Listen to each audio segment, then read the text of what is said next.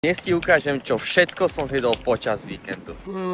Guten Morgen a takto vyzerá moje sobotné ráno. Proteínové lievance a dobrá kávička. Kým sa mi robia lievance, zapínam môjho ranného parťaka Philips Baristy. Na tom kávovare je najlepšie to, že nepotrebuješ žiadne PhD a spravíš si takú kávičku, že ťa hneď postaví na nohy. Raňajky zjedené, káva vo mne, ideme si trochu zacvičiť. Po fitku druhá káva, lebo regenerácia je dôležitá, hlavne tá psychická. Sadám na bike a po 30 kilometroch si to pýta už niečo na jedlo. Dali sme si takýto naložený brunch, sendvič s trhaným mesom, mliečna rýža a turecké vajcia. Samozrejme, že si to pýtalo potom ešte sladký doťuk a čo iné ako zmrzlina. Šlápeme ďalej a po 50 kilometroch už dochádzajú elektrolyty. Tak sme si dali s tátkom jedno pivko. Keď som došiel domov, chcelo to niečo sladké, mal som úplne zalepenú hubu, tak som si dal takéto nejaké sušené banány. Neskôr večer vreb so sardinkami, nesúďte ma prosím, a ako dezert jogurt s banánom. Kalórie nepočítame, výdaj veľký, som KO. Čaute.